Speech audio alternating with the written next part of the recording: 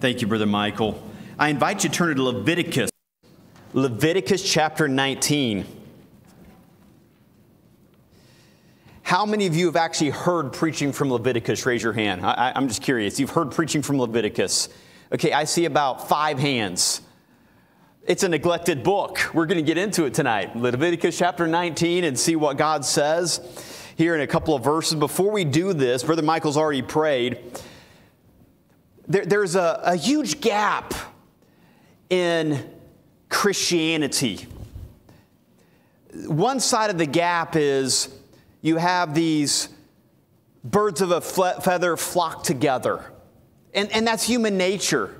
Like the teenagers all want to hang out. The kids all want to hang out. The seniors want to hang out together. And that's so anywhere, even outside of the church. People of like age tend to be together. But then you fast forward to the end of time in Revelation chapter 5, you see diversity gathered around the throne.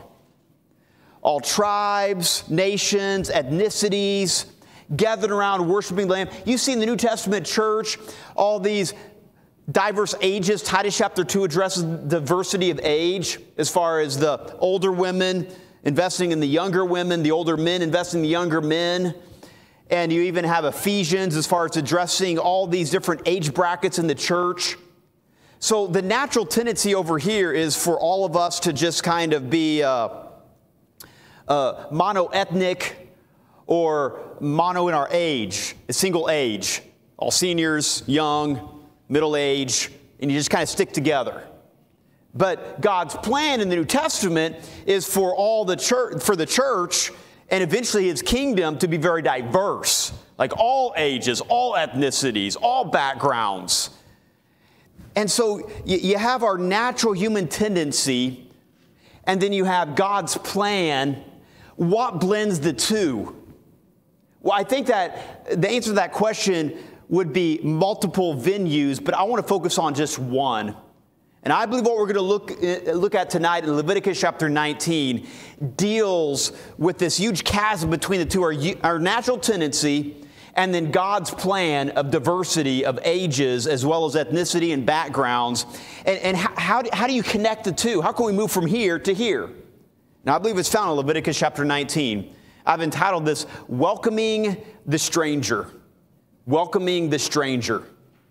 Now, the book of Leviticus was written by the great leader Moses.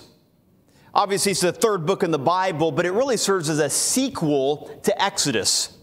Because Exodus, the first half basically talks about their journey out of Egypt, and the second half is really the law and the building of the tabernacle. And so the tabernacle has been built, and then Leviticus records what should take place in the tabernacle. The sacrifices, the ceremonial law, as well as even some civil law. And so the first several chapters deal with sacrifices to atone for the sins of the people. But then we get into about halfway through the book and it gets to the societal laws or the civil law. And just trying to say, hey, you need to get along. And here are some guidelines to follow. And we come to Leviticus chapter 19 and notice as part of the civil law what God says to His people in Leviticus chapter 19, verse 33. And if a stranger sojourn with thee in your land, ye shall not vex him. But the stranger that dwelleth with you shall be unto you as one born among you, and thou shalt love him as thyself.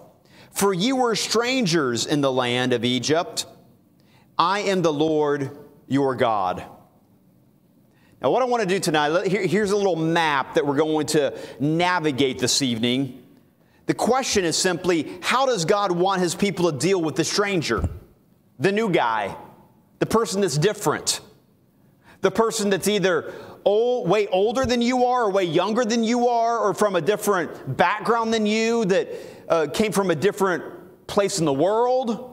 They came from a different societal state than you, than what you're used to. How do the people of God deal with the stranger? And this passage, 2 verses, deals with a negative command, a prohibition, and then a positive command, and then the reason why. And so that's really the map we're going to follow.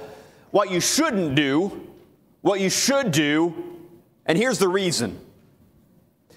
So those are the three thoughts we're going to go through this evening. The first one, the negative command, is simply beware of mistreating the stranger. Beware of mistreating the stranger. Look at what it says in verse 33. And if a stranger sojourn with thee in your land, ye shall not vex him. Now this word stranger could be translated as alien, foreigner. It's the Hebrew word ger. And it implies someone who is a passerby who stops. It can refer to as a guest, but it's not the normal person. It's someone who looks different than everybody else. They're not in the know. They're not in the loop on everything. They're the new guy, the new girl. But it says in verse 33 that that person who sojourns among you, do not vex him. In other words, do not wrong him or her. Do not mistreat them. Now, we can step back a little bit and say, now, I see what you're saying. I see what you're saying. But shouldn't we be a little like stiff-armed towards people like that and let them kind of prove themselves?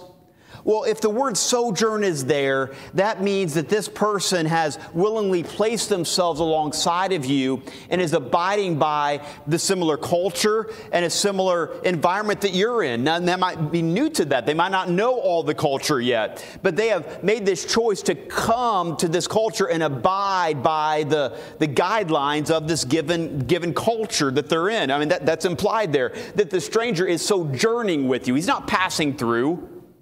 He's not this rebel or this maverick who's trying to buck the system. He's sojourning. And so this doesn't apply to somebody who's in the church trying to cause trouble or in the nation of Israel trying to cause trouble. This is someone who is coming and they are complying with all that is going around them. They are going with the flow. They are trying to fit in. And it says, that kind of person, don't mistreat them. The ultimate example of a stranger in the Old Testament is Ruth the Moabitess. She left her homeland of Moab, came with her mother-in-law, no husband herself. He died back in Moab. And in Ruth chapter 2, you find her showing up into Bethlehem at the time of harvest. And what does she do? She doesn't expect people to hand things to her. She's not waiting for somebody just to coddle her or to come alongside and just pay her way and fund her. No, she comes in and the first morning out there, man, she's out there gleaning. And she's just trying to pick up meager gleaning so she can take it back and take care of her mother-in-law. And Ruth epitomizes this stranger that Leviticus is talking about. Somebody who, Moabite, now complying with the regulations of the land. She's not asking for favors. She's just wanting to carry her weight and make a way for herself in some way, somehow.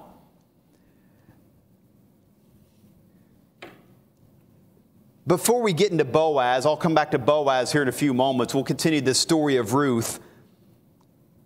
There was a tendency for Ruth to be mistreated because Boaz did warn some of his hired hands, take care of her. Don't mistreat her. Why would he say that if that wasn't a possibility?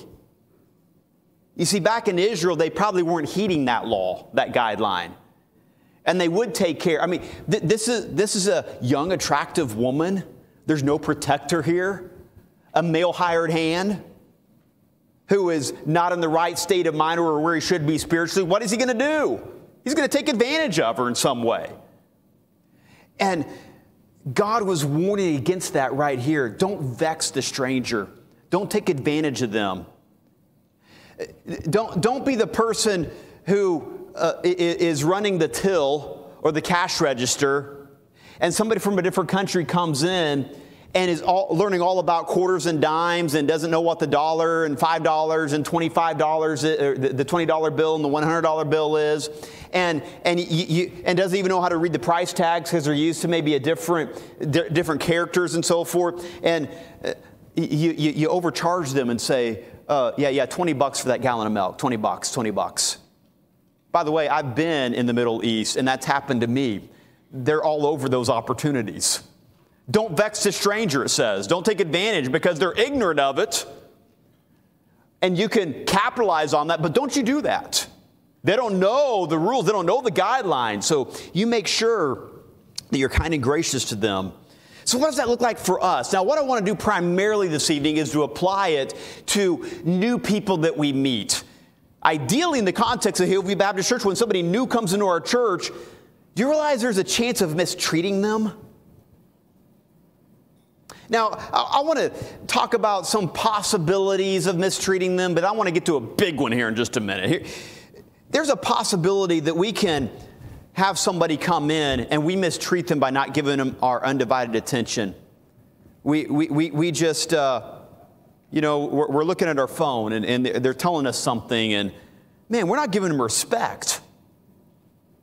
Or it could be that they come in and they're a little frazzled and their kids are crying and they're like, hey, can I get my kids to the nursery? And we feel hassled because, they're not being respectful of me. And so as a result, we kind of reciprocate that hassle feel. And if we're not careful, we can be mistreating this guest that's come to Hillview Baptist Church.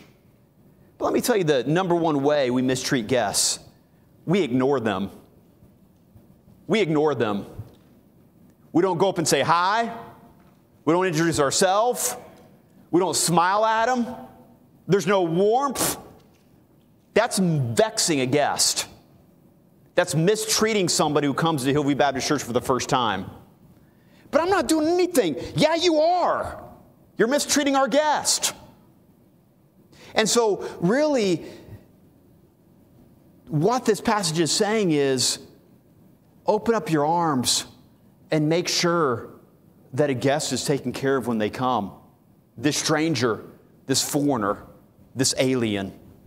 So beware of mistreating the stranger. But notice, secondly, the latter part of verse 34, love the stranger as yourself. I said the latter part, the first part of verse 34. Love the stranger as yourself. It says in verse 34, but the stranger that dwelleth with you shall be unto you as one born among you.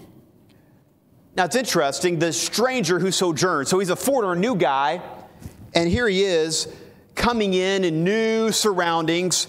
You ought to treat him like he was born in that land.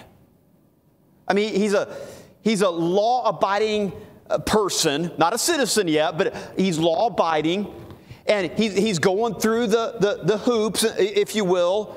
You say, well, do they really have hoops for you to jump through? Well, it's interesting. Exodus chapter 12, verse 49 laid down the conditions even for a foreigner. And it says, one law shall be to him that is homeborn, and unto the stranger that sojourneth among you. In other words, if a stranger comes and says, we want to come along, he was not exempt from the law. In other words, let me put it this way, he was required to pay taxes too. But he had the similar rights as those that were born in Israel. Also, you find out from Exodus chapter 12, verse 48, the previous verse, it makes it clear that if they were going to go into the tabernacle worship, the foreigner had to be circumcised. They couldn't go in as is. If you're going to get the full experience you might be an alien, you might be a foreigner. And so it's not like it's saying, well, we're going to welcome these people who are mavericks and they're just trying to buck the system and turn things upside down. They're just the real moochers here. No, it's not like that at all. By sojourning in the nation of Israel, there was a responsibility. It was assumed that they are coming along, and this would eradicate the excuse that, well, they're different because they're not willing to comply. They're not willing to go along with this system. They're going to interrupt things. No, the implication from the Old Testament is a foreigner comes in, if they're going to sojourn, there were guidelines that they still had to follow to abide in the nation of Israel. Very interesting when you think about it. And dealing with that lower nature tendency to say, well, they're different and they're not going to abide by the law. No, let's assume that they're abiding by the law and they're with the nation of Israel. But the challenge was they still look different. They talk different. They didn't know all the customs. They might have used a greeting that was offensive. They might have done something with their eyes or with their countenance that was repulsive to the cultures of that day. But nonetheless, it says, make sure you deal with him as one that is homeborn. The first way we can accept people as they come to Hillview Baptist Church is, as I mentioned a moment ago, is to greet them and to do something as simple as, hi, I'm Daniel. You are? Man, good to have you here, Bill. Come on in. And just a simple greeting like that any of us, regardless of our personality, can do. Something else we can do to accept a guest when they come in for the second, third, fourth time, especially the first time, though, is to offer direction. Hey, do you know where the nursery is? Hey, can I show you where the junior church is?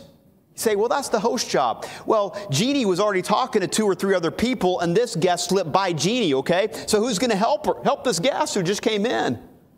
There were other people that Jeannie or Brother Allen or Brother Paul was talking to. We can't assume that it's just the greeter's job, the official greeter's job at the front door. Also asking questions. Hey, is there anything that you need? Asking questions about themselves, getting to know them a little bit. Hey, do you live in the neighborhood? Have I seen you before? Have you been here before? Is this your first time? Did somebody invite you here this morning? And just ask some basic questions. You don't want to make it sound like an exam where you ask 4 back-to-back questions and with one-word answers. That's kind of awkward. But just ask some questions and listen and understand. Also, and here's one: invite them to sit next to you. If you've got a connection with them, if you've talked and they've responded, say, hey, would you like to sit with us this morning? Now, some people might decline that, but they're not going to be insulted by it. I can guarantee that. If you invite them to come in and sit next to you. And this is all going back to that idea in chapter 19, verse 34. Make sure that he shall be unto you as one born among you. Now, let me stop for a second. When I came to Hillview Baptist Church, there was a brochure that was printed up that said, the friendliest church in town. Now, it wasn't the primary brochure that we used, but it says, the friendliest church in town. And I looked at that and remember just reminiscing on like the previous Sunday and thinking through Hillview Baptist Church. And I thought, yeah, it's the friendliest church in town to everybody that you know. Because they like hanging out. They like chilling together. They like chumming it up. But like when that guest comes in, they're probably not going to be saying this is the friendliest church in town. It's only the friendliest church in town if you're an insider, not if you're an outsider. And that right there is our human tendency. Oh yeah, we got this friendly church, man. We really open up the arms and have people in. Yeah, to everybody who's your friend. But what about the stranger? What about the new guy? The new family, the new lady that looks different than you? And that's why God is instructing the people here to say, hey, treat the stranger like somebody who is a member, like somebody who is homeborn in your land. But it moves on beyond accepting this stranger and actually says, love him as thyself. So it's almost like, okay, start here and just welcome them, greet him in, but then don't stop there. Hey, let's take that up a notch. And you actually love that person like you love yourself. Now, I don't want to digress too much, but let me just say, we don't struggle to love ourselves. That's not a struggle. And any psychologist out there says, well, you need to go and learn to love yourself. They don't know what they're talking about when it comes to human nature. Because we naturally love ourselves. Now, people might say, well, they're suicidal or they're kind of inflicting self-harm. That's because they love themselves. They're focused on themselves. They're concerned about themselves. And it's a bad way of dealing with yourself, but nonetheless, all of us love ourselves. And so it says, hey, just like you care about yourself naturally, you're consumed with your thoughts, what's going on in your world, your mind. In the same way, focus that on the stranger, on the new person. Deuteronomy chapter 10, verse 19, God instructed something similar when he said, "Love ye therefore the stranger, for ye were strangers in the land of Egypt." Think back, Israel. Keep in mind that you were once there a stranger, and he's going to get into that more in just a moment. But go further and love him. Now, I love the story about Ruth because she goes in those fields and she's gleaning just those scraps that come up, and she's trying to put those in her bag or maybe her basket there. And Boaz sees this hardworking young woman and tells his men, hey, don't mistreat her. Actually, leave extra. Be gracious.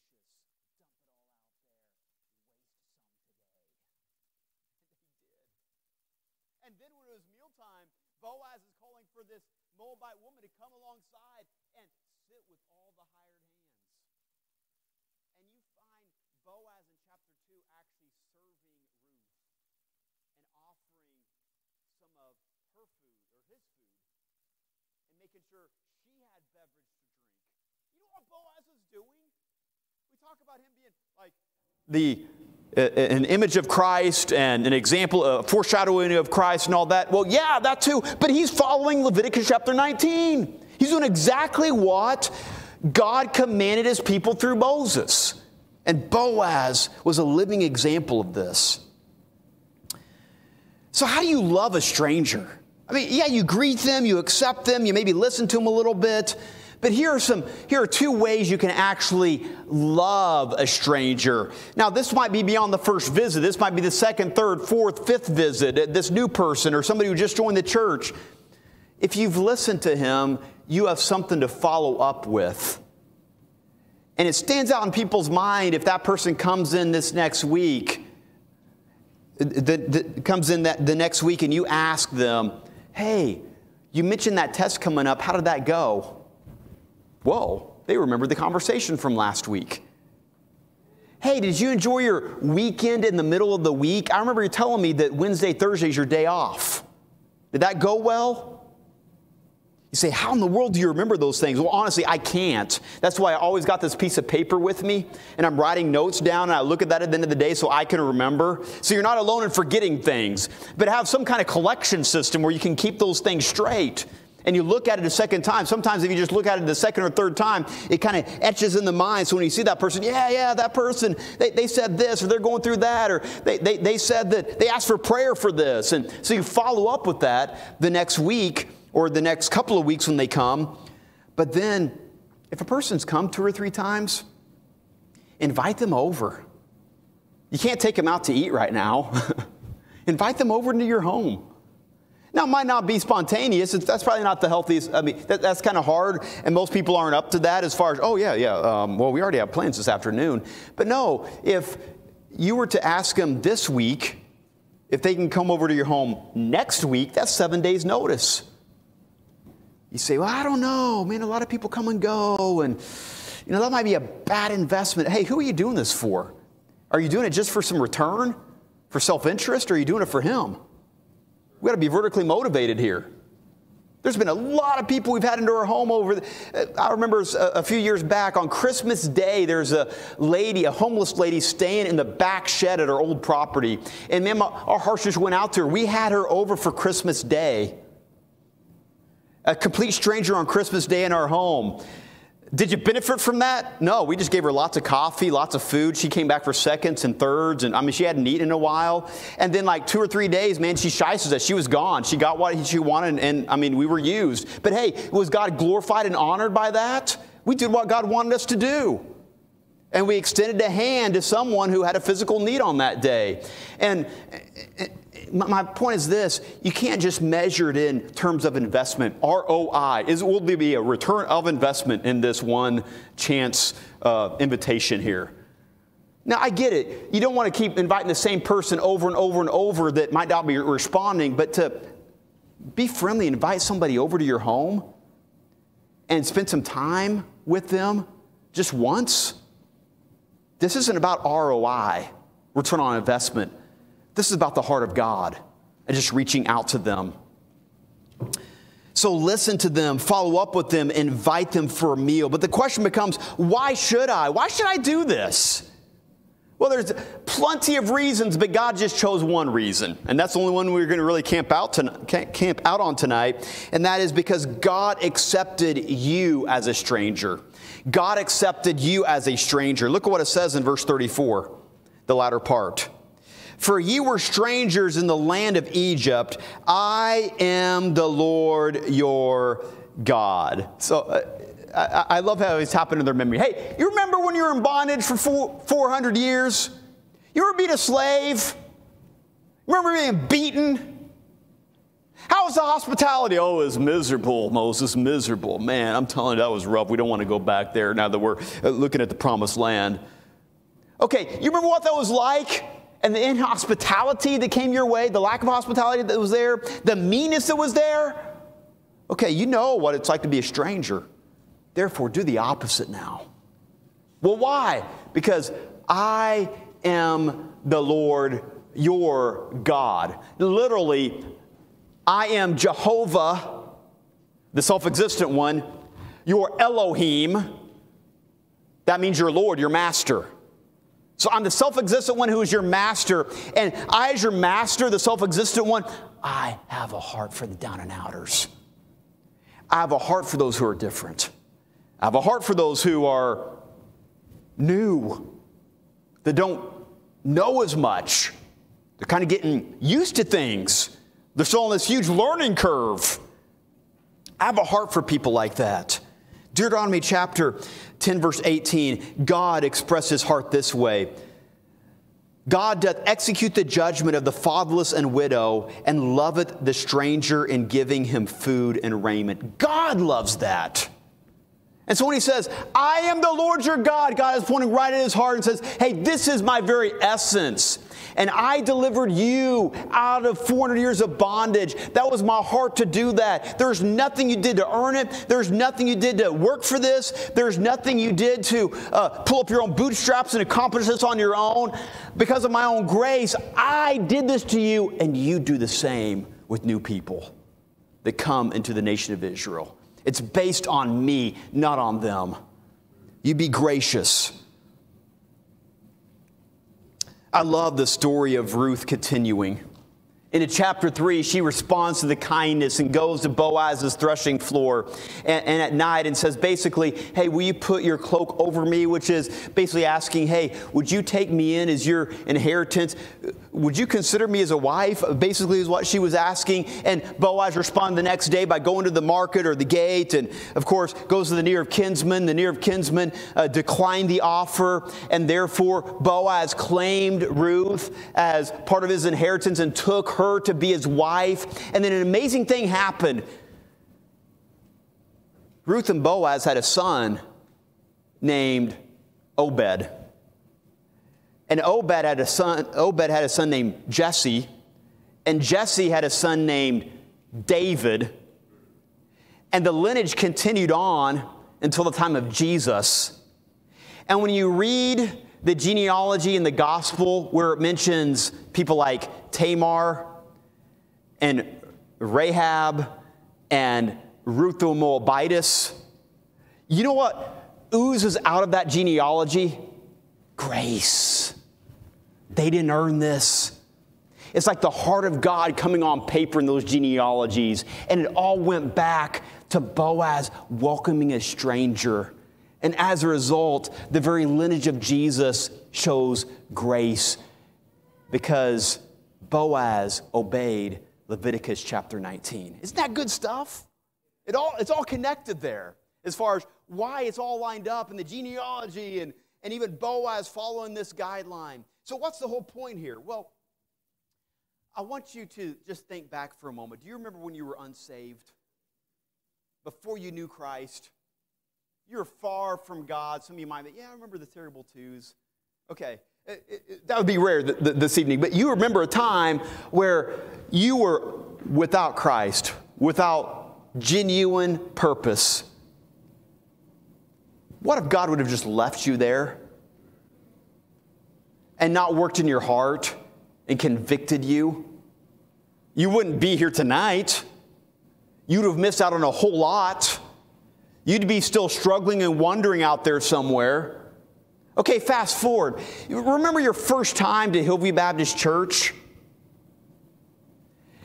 Now, for some of you had a church background, but even if you have a church background, Mike and Carrie, you came in with a strong church background earlier this year, but I'm telling you, you probably still had some questions in your mind, like, what's this going to be like?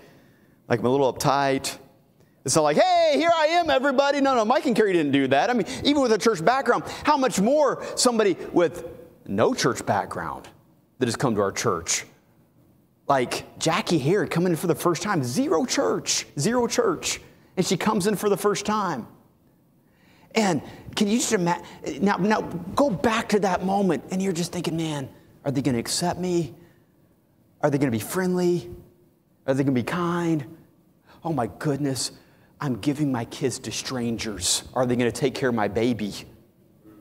Oh, I'm sending my kids off to this big bearded guy that's starting to look like Santa Claus. I mean, I don't know about this. He looks kind, but can I trust this? Trust this guy. And all these thoughts are coming in their mind. Do you remember that? Entering for the first time? That's what people go through every single Sunday at our church. And we got to go back and remember when we were in Egypt, just like God told His people, never forget when you were in Egypt. And how tough that was making that move coming out. Because you were strangers, but now you've been accepted. What grace. So how does God want His people to deal with the stranger? Beware of mistreating the stranger. Love the stranger as yourself. Well, why? Because God accepted you as strangers. Here's the point. Welcome the stranger just as God welcomed you. Did you get that? One more time. Welcome the stranger just as God welcomed you. Now, here are a couple of hurdles. These masks, man. My glasses fog up when I talk. I can't hear what they're saying. I gotta throw social distancing out the window to understand what they're saying. So I gotta get like 2 inches away from their ear to hear what they're saying. I know I'm exaggerating a little bit, but that frustration is there. And here you're saying with this thing on to be friendly? Come on, I mean, how hard does this get? Oh, we gotta step it up and even work harder with masks on. And tune into what they're saying. And by the way, I am looking for the day these masks go bye-bye, never to be seen again, God willing. But in the meantime, we can't use that as an excuse. We have to use that as a catalyst to work that much harder to reach out and to be active. You might be saying, I've tried, but man, it's awkward. Have you ever had an awkward conversation with a guest? Raise your hand. I'll raise my hand. I'll raise two hands. I've had lots of awkward conversations with guests. Like, whoa, man, they're never coming back after that conversation. God has a sense of humor because those people tend to come back. Like when I think I turned them off, and those people that I think I got an awesome connection with, they never come back. It's amazing how God does that. But if you've ever been in an awkward conversation, it's not a turnoff to never be kind and gracious again. Take notes mentally. Okay, don't say that again. Okay? I shouldn't do that. I shouldn't say that. Okay, I'm going to try this again. Go up to somebody who's good with people. Go up and ask somebody who's outgoing. Ask Katrina Burkett as far as, hey, how'd you talk to this person? Or a Joy Oxer, or some of these outgoing people that are just natural at talking to people. What would be a good question to ask? I mean, how do you bring that ice down and make people feel at home? Well, I'll never do that because I'm not that personality. We can glean from them. But awkward moments are just lessons learned. I'm going to navigate it differently next time. By the way, trust me, this is the guy who's learned through the School of Hard Knocks on that one, and I'm still learning. But welcome the stranger just as God welcomed you. We can't let masks, we can't let awkward moments discourage us. Let me put it this way.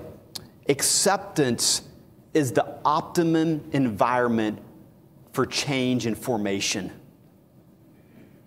Say it one more time. Acceptance is the optimal environment for change and formation.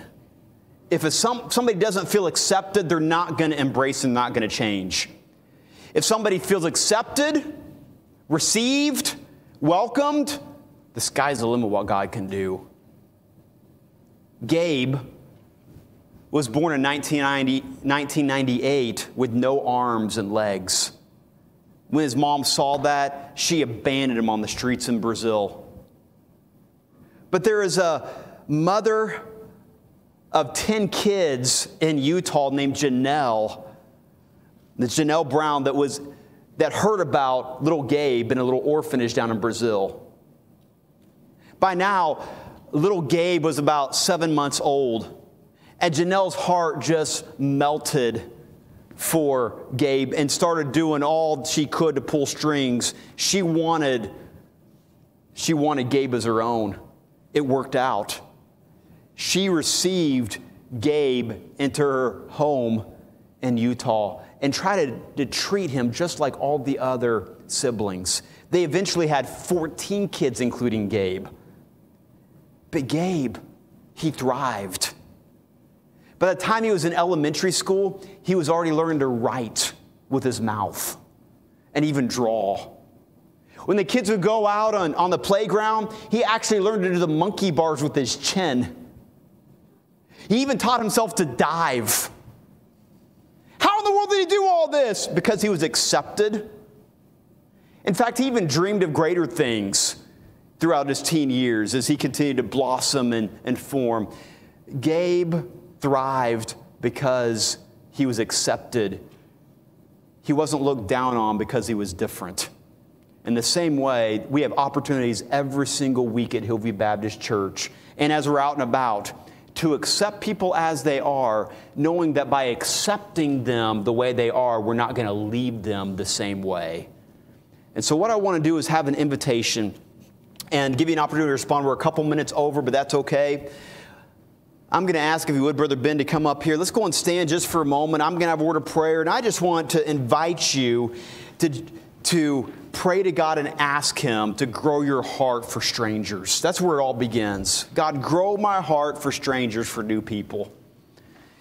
In my life, in the church's life, in our neighborhood, at our school, at our club that we're involved in, I want to have a word of prayer, and as soon as I say amen, I want to invite you just to respond and ask God to grow your heart. Heavenly Father, thank you for Leviticus chapter 19. Help us to live this now. For this we pray in Jesus' name. Amen.